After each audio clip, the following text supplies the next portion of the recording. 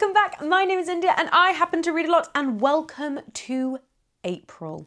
It's weird, but we are officially, properly a quarter of the way through the year. Insane. April, though, for me personally, is a very, very exciting reading month because in this stack are two sequels that are some of my most anticipated sequels of the year.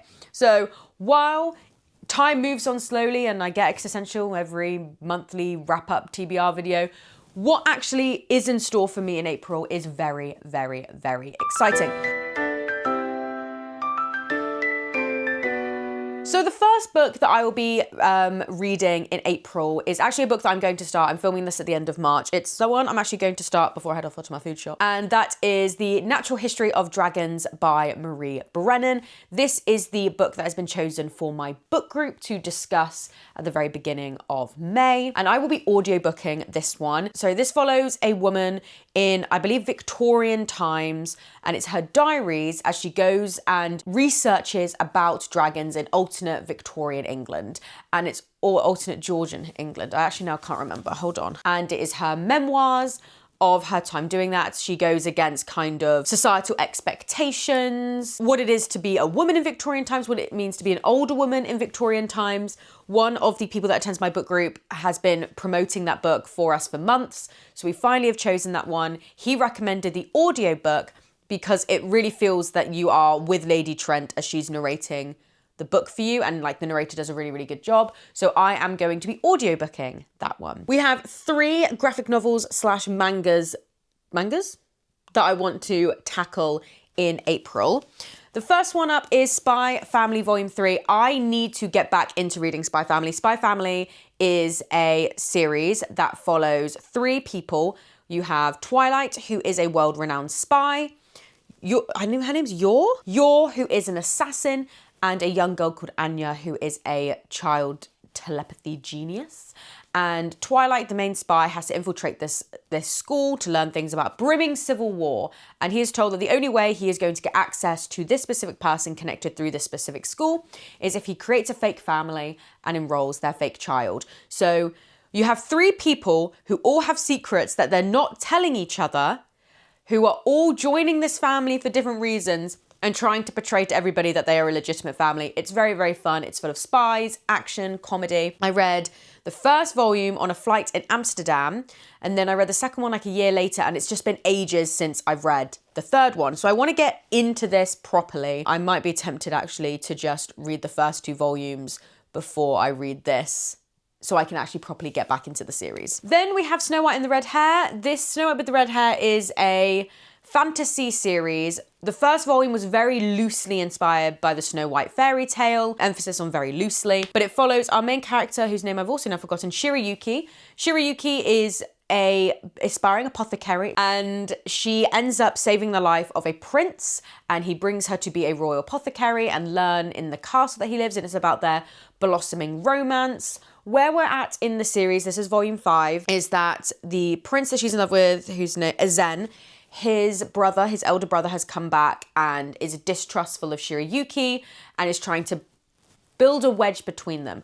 What I'm going to say is that the last 2 volumes were quite boring for me personally. It did pick up near to the end of volume 4 with the introduction of Zen's brother, but I was kind of bored. So because of that, it has one last chance to be interesting for volume 5.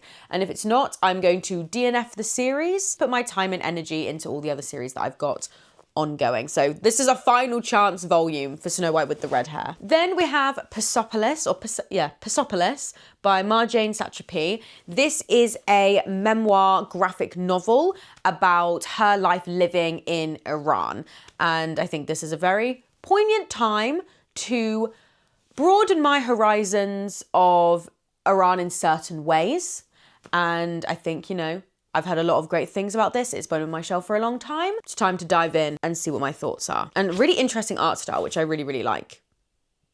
So yes, we'll see. Then we have 2 fantasy books that are on the list for this month. Quite chunky fantasy books, which is why I've chosen a lot of graphic novels and manga for the month, because I think a lot of my time is going to be spent on these 2. First up is The Raven Scholar by Antonia Hodgson, which, if you were on social media anytime last year, this was all over the place. All over the place. I felt like the year before it was The Will of the Many, which I did end up reading and enjoying. And then last year it was The Raven Scholar. And now that the hype has died down, my brain will now kick into gear and allow me to read it. I have a weird thing where like the minute something gets super hyped, my brain's like, well, we can't read it now. We just can't do it. We're going to have to wait to let everything die down. And I think it's bizarre. I think that's bizarre that that's how I work, but apparently it is. But yes, now there are elements of this that makes me nervous. I am very strongly against 2 elements with fantasy. I no longer personally want to read fantasy academia. If any of you saw I think it was my February wrap up, I DNF'd an Academy for Lies by Alexis Henderson, which broke my heart, because it was with that book that I finally learned I can no longer do fantasy academia. I can do horror academia. Horror, weirdly, is different for fantasy. I think it's because 9 times out of 10, you're not actually spending too much time learning in horror because you're escaping the horrors. Well, in fantasy, it's part of the magic system. And the other one is fantasy trials. I'm not a massive fan of fantasy trials. I think it's oversaturated. I think it's overdone, which is, I think, one of the reasons why The Raven Scholar wasn't jumping out to me, despite everybody saying that they were loving it. It was giving very similar to kind of the Will of the Many vibes, and I did enjoy the Will of the Many, though I didn't like the academia setting. I need to stop reading fantasy academia, but I am going to give it a go. So it's set in a world where the emperor has decided he is going to step down from the throne, and then 7 people are going to go through a series of trials to see who's going to be the ruler. It's very much giving the Sabatahir book, An Ember in the Ashes. Like that first book, An Ember in the Ashes. Very similar vibes, I want to say. Except for the difference in this is that they're all ready to go, they're all ready to take part, and then one of the contenders gets murdered. So it's part fantasy trials, which I'm like, but also murder mystery, which I love. And that's kind of how I felt when I approached The Will of the Many, was that I didn't like the academia setting, but I really liked like the world building was kind of interesting. And I liked the murder mystery element of Viz trying to find out what happened to his adoptive father's brother. So I'm hoping for a similar vibe. I'm hoping that the murder mystery elements will be stronger than the fantasy trials bits, because I don't enjoy fantasy trials anymore. So I am really, it's like when I was reading an Academy for Liars, where I was like, this is kind of your last chance, fantasy academia. This is kind of your last chance, fantasy trials. The other book that I am going to be reading is Dream of the Jet Black City by Pablo Valcárcel Castro, which comes out in May. So this is, yes, all the other ones are out so far. This one comes out in May. I like to read my proofs the month before they come out if I can help it. Get the excitement going before it comes out. Now, so the reason I requested this from the publisher, I reached out and sent like a nice little hey girly email, because it said Strange the Dreamer. And Strange the Dreamer is an incredible fantasy book. Everybody should read Strange the Dreamer. It's monu-fucking-mental. So the minute you comp Strange the Dreamer, I'm officially intrigued. So this is set in a world with like dreams and nightmares as a magic system. There's a little bit, it seems to be, fantasy academia, which I've only just found out. So I don't know when I requested this how I missed that, but it seems to be that's not the entire plot, and it seems to be less of a let's learn about magic through academia, and more, oh God, I've got to go back to the place that was traumatizing to protect future people. So that sounds fantasy academia. Why do I do this to myself? I don't like fantasy academia, but there's nuns in it. And one thing about me, I love a fantasy nun. So hopefully Derna, the fantasy nun who's trying to stop a mysterious sickness from plaguing the worlds, will be better. Oh, I really hope it's fantasy academia. And then finally, we have the 2 books I am most excited to read this month. These are 2 crime sequels that I have been desperately excited to read. Like, when I tell you these series are groundbreaking. So first up, this comes out this month. So actually both of these come out this month. I'm normally a month in advance girly, but not when it comes to my favorite series. First up is How to Cheat Your Own Death. This is by Kristen Miller. This is by Kristen Perrin. This is the third book in the Castle Knoll files. This is a series that follows our main character, Annie, who in the first book finds out that she's got a great aunt that she didn't know existed. And on the day that she's due to meet her, her great aunt Frances is found dead. And she found out that Frances knew exactly who was going to murder her and stipulates it in her will that the only person that will get her money, her large manor house, country estate, and all the acres is the person who solves her murder. And Annie finds a collection of diaries, but one specific diary set in a specific summer of Aunt Frances's life that links a lot of what happened in Frances's past links to her present day murder. And you get one murder mystery narrative with Annie trying to find out who killed her aunt. And then you have this summer in Frances's life that introduces characters that we meet in the future, and it's all about how Annie, this small town girl in England, ends up becoming a incredibly rich woman who owns the country estate in this village with all of these acres, but she ends up with no children. How does she end up having this really big, exciting life, but she never thought she would be a woman of a manor, to where she is now when she passes away? And Frances has this reputation in the village for knowing and collecting secrets about people in the village. And that first book was so good.